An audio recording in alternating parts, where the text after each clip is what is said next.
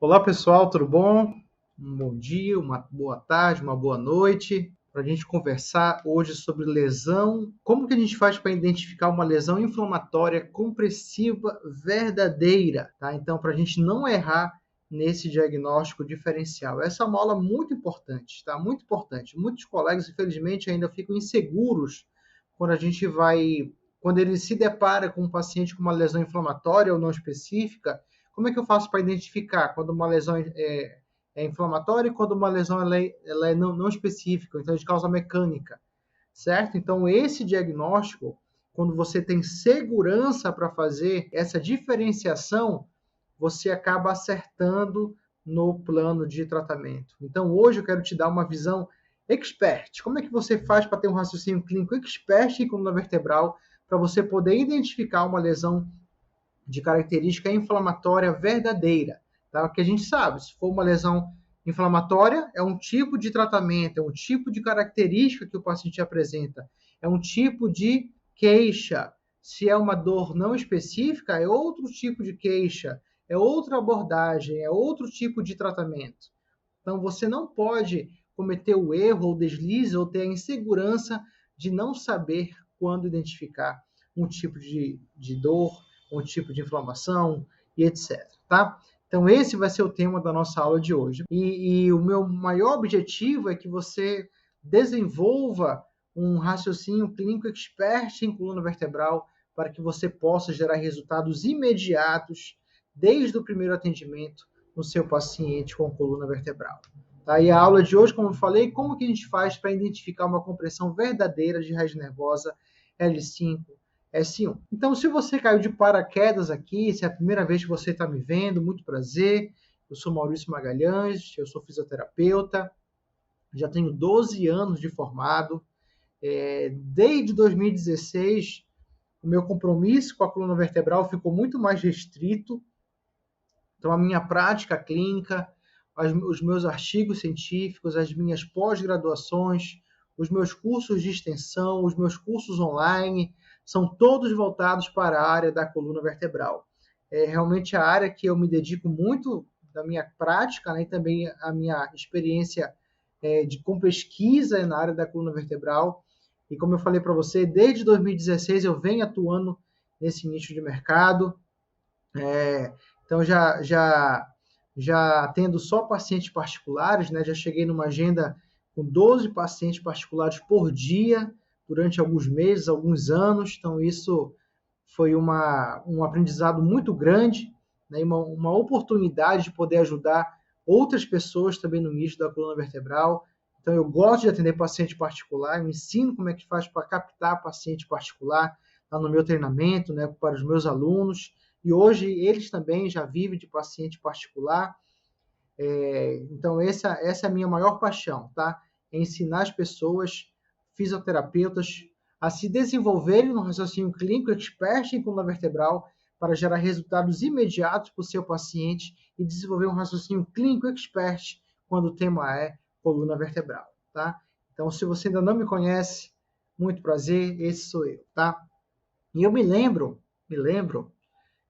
que eu comecei essa minha jornada ainda inseguro em relação se eu ia seguir no nicho da coluna vertebral. Na verdade, eu nem sabia que esse era um nicho tão interessante quando me formei há um tempo atrás. Né, eu fui para Santa Casa de São Paulo fazer minha pós-graduação e lá em São Paulo eu comecei a atender empresas de home care. Né, e quando a gente atende empresas de home care, a empresa manda os pacientes, né, e a gente vai na casa e atende esse paciente, esse cliente no atendimento domiciliar. E eu lembro, nessa época, que eu estou falando que 2011, 2012, né, eu trabalhava nessa empresa de home care e atendia por R$ 14 a hora trabalhada. Né, R$ 14. Eu acho que todo mundo passa por uma fase negra da vida, né? E essa foi a minha, atender o paciente por R$ 14. Mas na época eu aceitei, não tinha ninguém para me orientar, e assim eu fiz, tá? E foi uma experiência que eu tive que passar. E eu lembro que eu atendi alguns pacientes com diagnóstico médico de hérnia de disco. E eu lembro que eu ficava receoso de atender esse paciente. Será que eu posso mexer? Será que eu não posso mexer? O que é que eu faço com esse paciente? Né? Será que é um paciente com uma hernia de disco verdadeira? Será que não? Então, só de ouvir o diagnóstico, eu, como fisioterapeuta, eu já me senti inseguro. Já me senti inseguro por não saber como atuar, por não saber de fato o que era uma hérnia de disco verdadeira. Eu tinha medo de piorar esse paciente, né? Eu tinha medo de fazer alguma coisa com ele que não fosse adequada e não gerar resultados. Enfim, essa era a minha realidade lá em 2011, 2012. Até que eu entrei no mestrado. Aí no mestrado, meu projeto era voltado para coluna vertebral. Na verdade, meu mestrado, meu doutorado e o meu fellow na Universidade de Sydney, na Austrália, foi todo voltado para a coluna vertebral. E a partir daí eu comecei a me aprofundar nesse mundo, né, nesse nicho de mercado. E claro, quanto mais a gente estuda, e assim, eu tinha consciência lá em 2011, 2012, que eu precisava estudar mais sobre coluna vertebral. Tá? Eu vi que era uma oportunidade de mercado muito grande. Né? Se naquela época, 2011, 2012 já era, imagine hoje. Né? Hoje, muitos pacientes buscam profissionais qualificados para atender dentro do nicho da coluna vertebral. Tá? E você precisa ser esse profissional qualificado e capacitado. Então, hoje, muita gente reclama da falta de pacientes e muitos pacientes, eu acho que até o dobro, reclamam de falta de profissionais qualificados para atender dentro da área da coluna vertebral.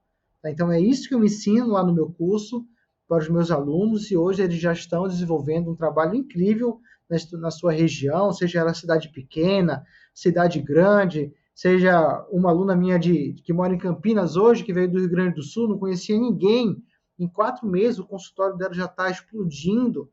Tá? Então, alguns casos muito interessantes que vem acontecendo com os meus alunos, depois que eles descobrem o caminho. Primeiro, eles se conscientizaram que precisavam estudar mais, e hoje eles já sabem o caminho.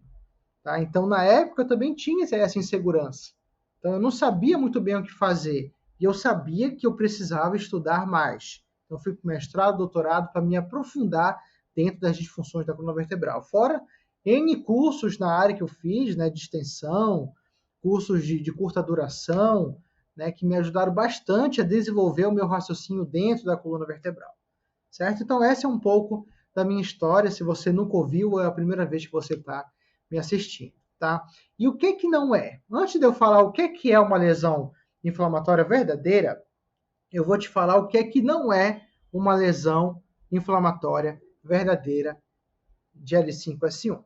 Tá? Então, muitos pacientes, eles chegam com a gente com diagnóstico médico de hérnia de disco.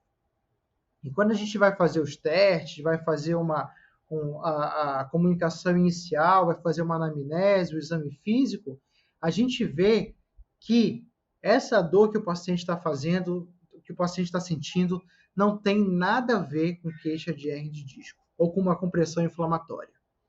Tá? Então, o paciente fica angustiado com o diagnóstico, ele acha que tem alguma coisa que está causando o sintoma dele, e, na verdade, quando a gente vai avaliar, é outra coisa que está acontecendo com ele.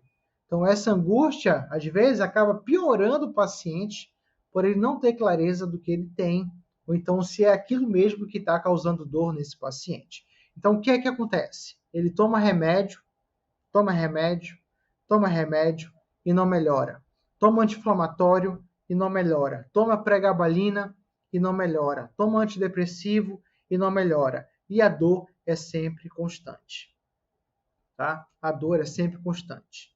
Então, essa é uma realidade, infelizmente, de muitos pacientes. Muitos pacientes. Tá? Porque a dor acaba não melhorando, ele acha que é uma lesão inflamatória verdadeira e acaba, muitas das vezes, indo para um plano de tratamento totalmente inadequado.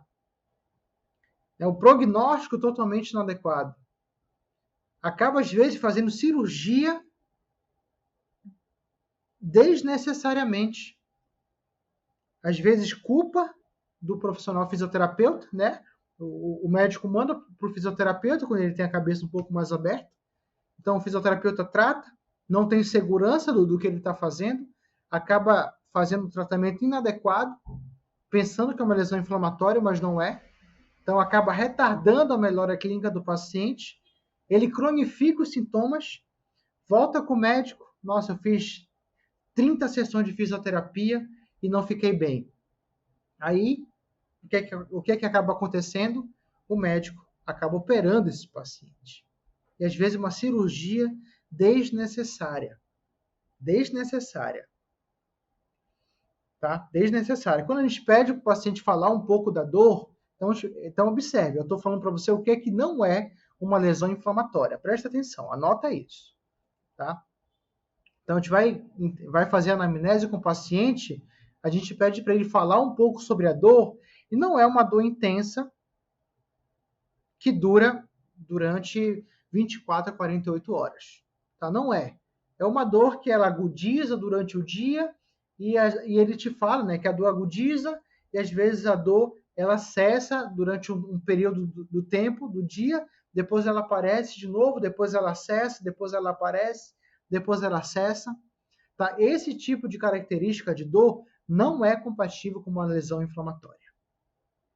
Com uma dor inflamatória. Não é. Tá? A dor inflamatória é uma dor constante, que às vezes, independentemente da posição que o paciente adote, a dor não passa. Tá? Mas é muito comum o paciente achar que tem uma lesão inflamatória, você vê um diagnóstico de hernia de disco, você às vezes ansioso, olha o exame de imagem, mas o paciente te descreve uma dor oscilante. Que ele acorda com uma dor de intensidade 8, por exemplo, depois durante o dia ela melhora, se ele adota um tipo de posição, a dor melhora e fica nessa gangorra durante o dia. Tá? Então, esse tipo de dor não é dor de característica inflamatória. Tudo bem? Você vai avaliar esse paciente. Ele tem todas as amplitudes de movimento, de flexão, de extensão, de inclinação lateral, rotação, preservado. Tá? E se tem, também não é característica de dor inflamatória. Às vezes ele fala que ele adota algumas posições, algumas posturas, a dor melhora. Quando ele fica, às vezes, deitado, ou então sentado, a dor passa, mas depois, durante o dia, a dor volta de novo. Ou seja, se ele te fala que ele adota alguma postura e essa postura reduz o sintoma, isso não é característica de uma dor, de uma compressão verdadeira. Tá? Não é.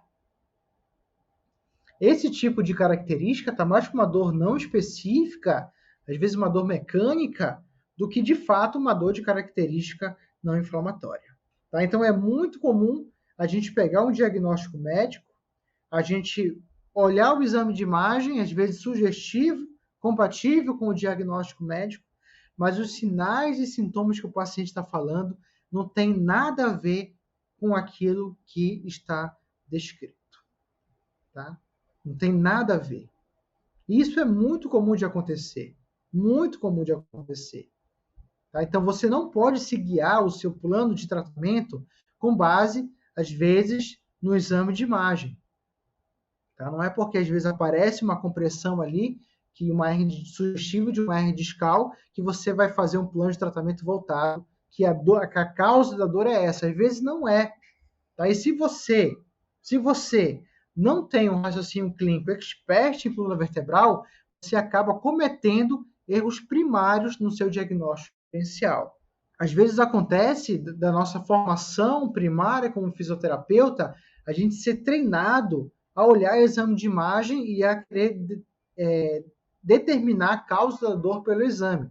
Isso também é uma falha da nossa formação primária. Tá? Eu já tenho muitos alunos que vieram com esse pensamento e depois que entraram no curso mudaram completamente a forma de pensar sobre coluna vertebral, diagnóstico diferencial. Tá? Mas eu quero que você entenda que o diagnóstico às vezes não tem nada a ver com aquilo que o paciente está sentindo. Tudo bem? Até porque se fosse uma inflamação, presta atenção. Tá? Se fosse uma inflamação, acontece muito do paciente ele tomar o anti-inflamatório, né? Se é uma inflamação, ele toma um anti-inflamatório e a tendência é que essa dor diminua. Às vezes ele se entope de remédio, se entope de opioide, eu já vi muitas das vezes, já começa lá em cima, né? O nível de escala de anti-inflamatório já começa com opioide, com remédio mais forte, um PACO, um remédio forte. Às vezes o paciente se dopa de anti-inflamatório, analgésico, e a dor não passa. Tá? Então, se a dor não passa, essa é mais um indício que não é uma dor de característica inflamatória. Então, você vai avaliar o paciente, ele te dá essas características, que não é uma dor constante entre 24 e 48 horas. Ele toma anti-inflamatório e a dor não passa. Ele tem alguns períodos do dia que a dor melhora. A dor não é constante, ela é variável. Tá? Então, só com essas informações, você já começa a ter uma clareza muito grande que não é uma dor de característica inflamatória. Tudo bem? Então, só dessa fala do paciente, você já consegue diferenciar muita coisa. E uma delas que não é dor de característica inflamatória. Tá? Então, se você não tem essa segurança de saber que não é uma dor inflamatória, você recomenda repouso.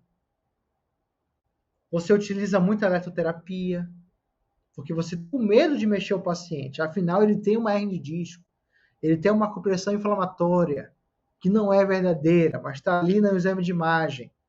Aí você utiliza técnicas passivas, você utiliza orientações inadequadas, você utiliza muito tratamento passivo e que muitas das vezes acaba cronificando o sintoma desse paciente, que você poderia muito bem ter feito e ter organizado esse plano de tratamento de uma outra forma, se você tivesse segurança de afirmar que essa dor não é devida a uma compressão inflamatória verdadeira. Então você precisa ter essa segurança, tá? Você precisa ter essa segurança.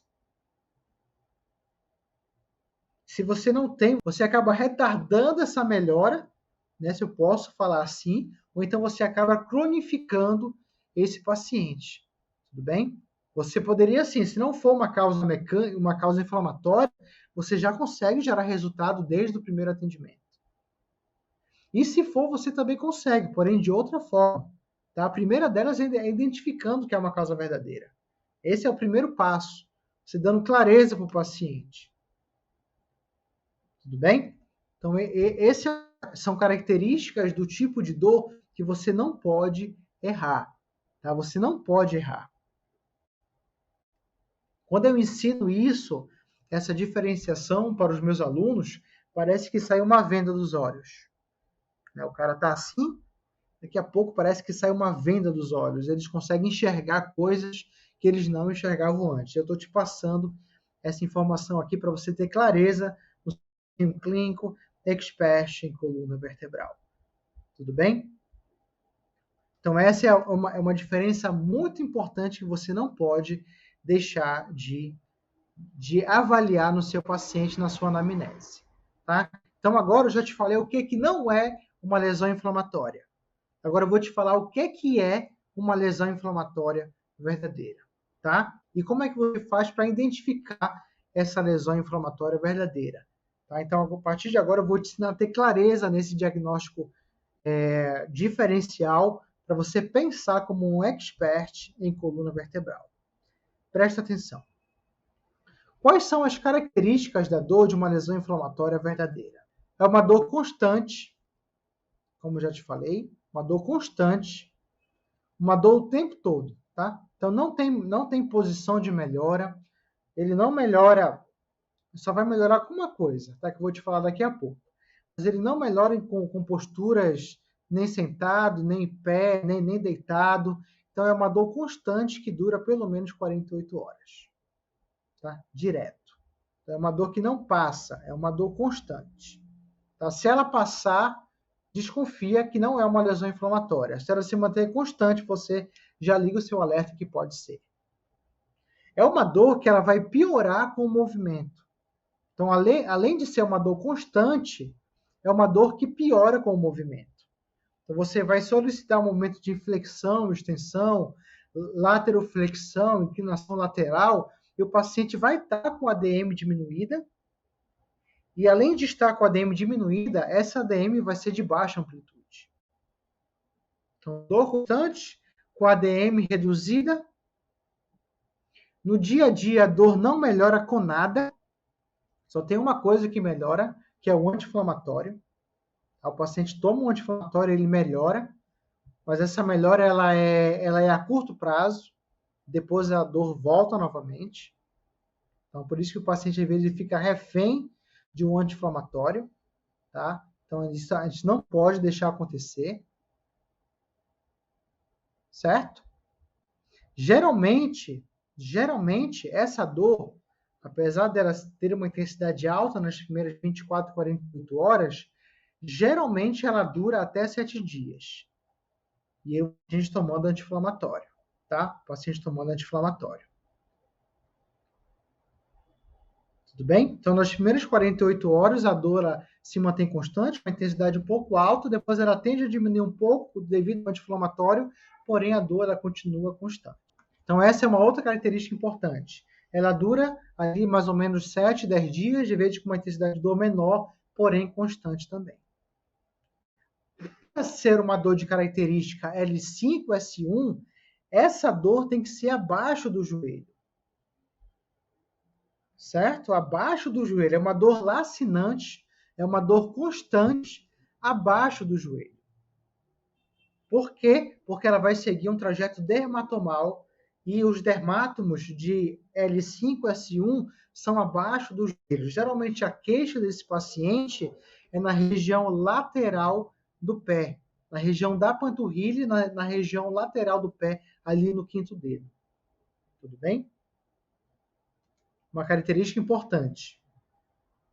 Quando a gente vai fazer os testes de força, o paciente não consegue ficar na ponta do pé, a perna ela tende a falhar do lado que tem uma compressão verdadeira, tá? O paciente não consegue ficar na ponta do pé, ele não consegue caminhar com o calcanhar, tá? Não consegue caminhar com o calcanhar, devido à fraqueza de uma lesão inflamatória verdadeira. Geralmente comprime o motoneurônio que vai jogar informação para esses músculos. Tudo bem? Então, essa é uma outra característica muito importante. Ele tem alteração de sensibilidade também nessa região, principalmente no pé, ali perto do quinto dedo. Tudo bem? Então, você vai fazer a avaliação de força, a avaliação de reflexo, a avaliação de sensibilidade vai estar alterada. Nessas regiões que eu estou te falando aqui. Lesão verdadeira. Os testes neurodinâmicos, eles são positivos. Anota isso.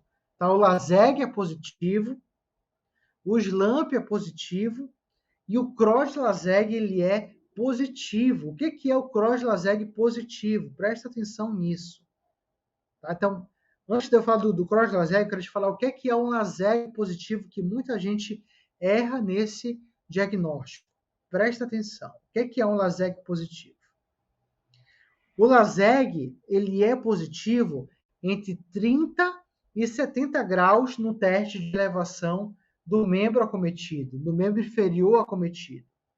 Se o paciente ele refere um aumento dessa parestesia entre 30 e 70 graus, uma piora desse sintoma, piora do choque, piora do formigamento, uma dor intensa nessa angulação, que é o mesmo sintoma que fez o paciente procurar o seu serviço, o LASEG ele é positivo.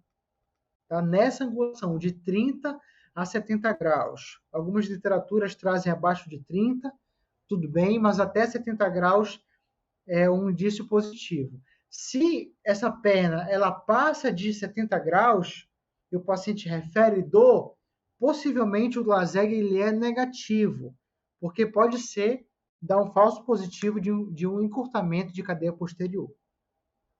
Tá? Então, entre 30 e 70 graus. E aqui que o LASEG é positivo. Acima de 70 pode confundir com encurtamento de cadeia posterior.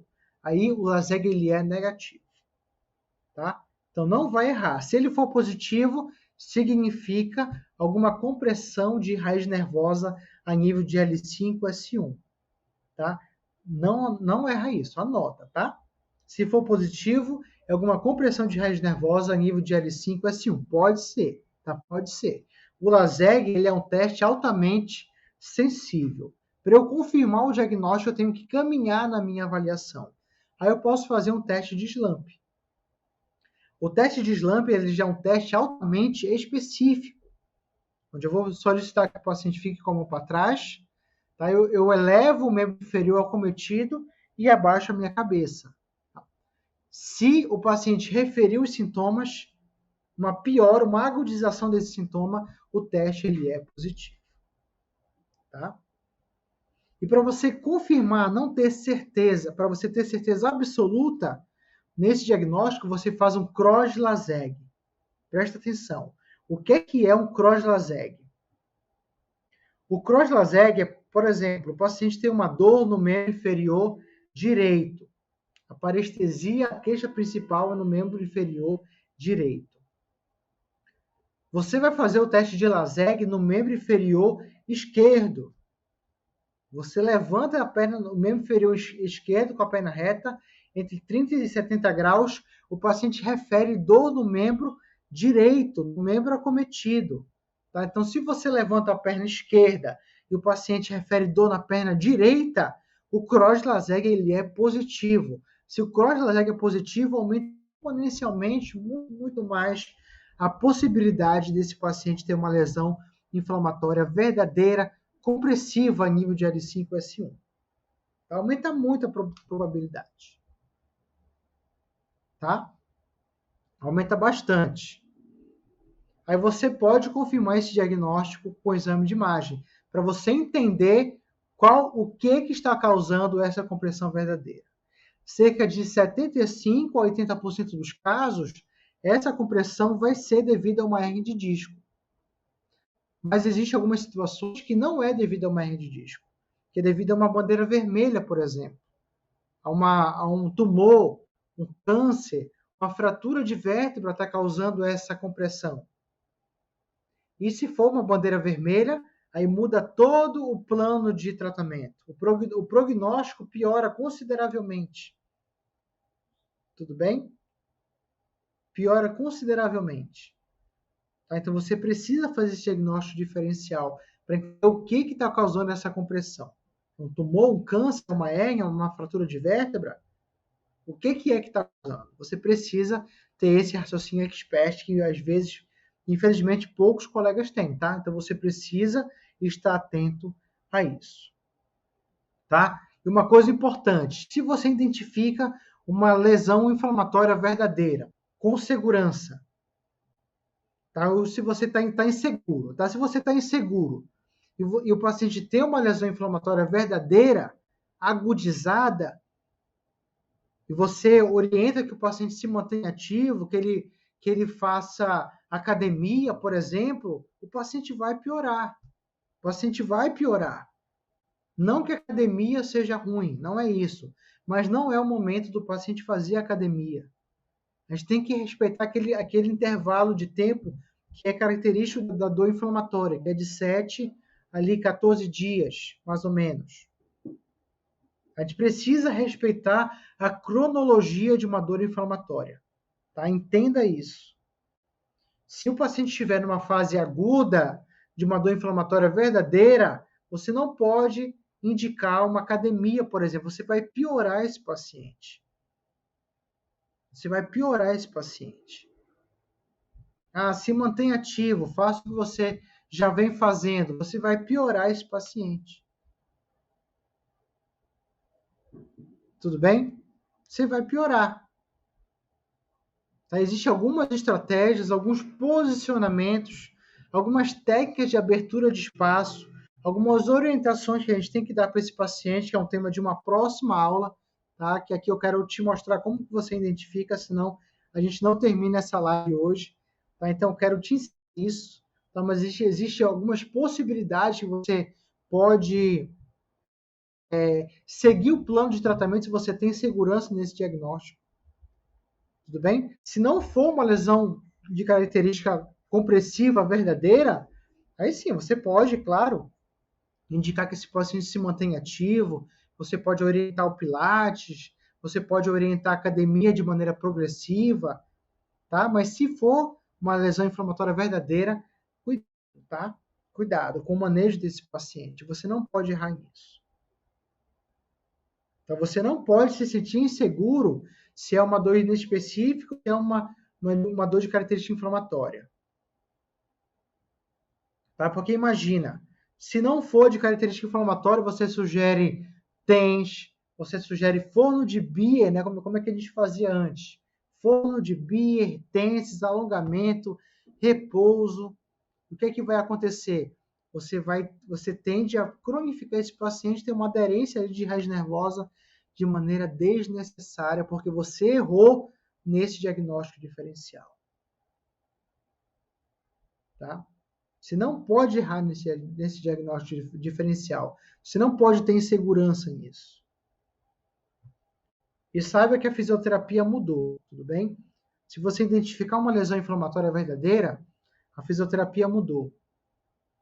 Então você precisa acompanhar a evolução desse raciocínio clínico diferenciado, da forma expert de você avaliar um paciente, de você intervir com esse paciente. Você precisa ter essa clareza. Então, se a fisioterapia evoluiu, se o número de artigos científicos de fisioterapia evoluiu, você também precisa evoluir. Certo? Você precisa evoluir. A gente não pode mais tratar o paciente como a gente tratava há um tempo atrás. Forno de Beer, isso nem existe mais, gente. Também é um erro que eu vejo aqui. Certo? E uma outra coisa importante que você tem que levar em consideração. Se a gente identifica uma lesão inflamatória, se isso é bom ou é ruim para os casos de reabsorção espontânea dessa hernia de disco. Até um tempo atrás, eu nunca tinha ouvido falar sobre reabsorção espontânea das hernias discais, tá? Nunca tinha ouvido falar. Quando eu me deparei com esse conhecimento, parece que a minha mente começou a abrir. Então, a minha mente, ela expandiu, tudo bem? Expandiu. Então, por que é benéfico? Por que é benéfico? Então, por que o paciente ele não pode se automedicar, por exemplo? Tomar muito anti-inflamatório, né? Se dopar de medicamentos se ele tem uma lesão de raiz nervosa. Por quê? Porque a inflamação ela vai ajudar nessa reabsorção espontânea. Tá? Então, aqui é justamente nesse ponto que está o desafio do fisioterapeuta. É ajudar o paciente a passar por essa fase de dor inflamatória verdadeira, com menos medicamento possível e com uma maior autonomia possível. Porque se ele se dopa de anti-inflamatório, se ele toma muito anti-inflamatório, ele se automedica, ele acaba prejudicando essa reabsorção espontânea da hernia de disco. Tá? Então, é muito importante que esse processo seja natural. Né? A reabsorção espontânea ele é um processo fisiológico. O corpo próprio se cura dessa hernia de disco. Então, se eu não tenho esse raciocínio e eu corroboro com o paciente para que ele tome muito medicamento, já que ele tem uma inflamação e tem que tomar altas doses de anti-inflamatório, eu acabo piorando esse paciente por uma falta de raciocínio clínico expert em coluna vertebral. Então, se você não tem esse conhecimento, ao invés de você estar ajudando esse paciente, você acaba piorando o caso. Você acaba piorando. Então, por isso que você tem que entender. Então, os níveis moderados de inflamação, elas vão ajudar nesse processo de reabsorção. Por quê?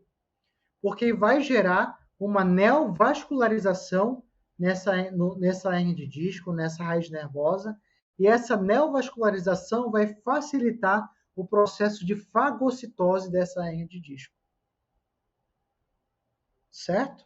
Vai favorecer que o nosso próprio corpo ele fagocite esse corpo estranho, né, que o corpo ele vai identificar como um corpo estranho, ele vai fagocitar e o corpo vai se curar. O sintoma do paciente acaba diminuindo ao longo do tempo por um processo fisiológico do corpo. Certo? Por um processo totalmente fisiológico. e que o fisioterapeuta tem a missão de fazer com que o paciente passe por esse processo, tomando menos anti-inflamatório e ajudando nesse plano de tratamento com que ele tenha mais autonomia com menos medicamento possível. Tá? Não estou dizendo que é fácil, tá? Não é isso. Mas estou dizendo que é possível.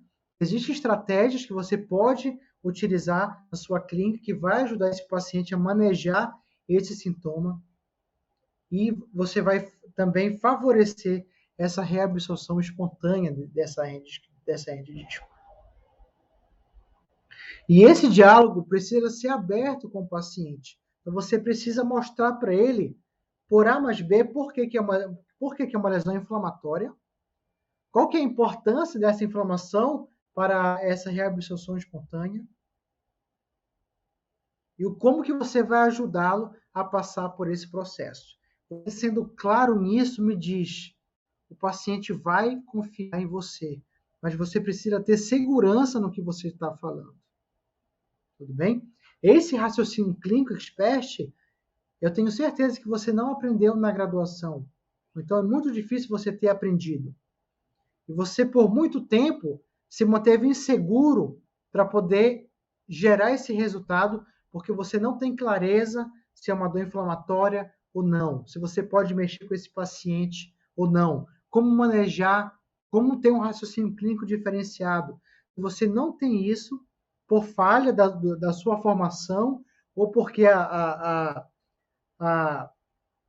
conhecimento em coluna vertebral ele é cíclico, ele é renovável e você precisa estar se renovando o tempo inteiro, você acaba direcionando o plano de tratamento por um lado que não é o adequado e, infelizmente, acaba, ao invés de estar ajudando esse paciente, está piorando esse paciente. Então, esse diálogo ele é muito importante para você gerar confiança e ter um plano de tratamento adequado para o seu paciente. Qual que é o problema disso? Que se você não tem segurança, você acaba prorrogando a melhora clínica do seu paciente, acaba cronificando o sintoma desse paciente, acaba piorando o prognóstico, você não gera resultado imediato e ele acaba falando que o seu tratamento não foi efetivo. Tá? Então, esse que é o problema. Então, a partir de hoje, com essa aula, tenho certeza que clareou muito a sua forma de raciocínio clínico, expert vertebral, para você entender quando que é uma lesão inflamatória verdadeira, quando não é, como identificar, como fazer toda a anamnese de maneira estruturada, e assim você tem clareza, um raciocínio clínico expert, para você poder gerar resultados para o seu paciente desde o primeiro atendimento. Através da inflamação, ocorre liberação de células que ajudam nessa regressão espontânea. Perfeito, Caio, é exatamente isso. Perfeito, exatamente isso. Então, ela ajuda numa neovascularização, aumento de fatores de fagocitose que vai favorecer esse processo de reabsorção da hernia de disco devido a essa fagocitação desse corpo estranho que é a hernia de disco. Tudo bem? Certo, gente? Então, por hoje, eu vou finalizando a nossa live de hoje. Se você assistiu essa aula aqui no YouTube, já dá um like se essa aula foi interessante para você. Deixa um comentário aqui abaixo, já segue o canal para você não perder as próximas aulas. Então, um abraço para você, uma excelente noite e até a próxima aula.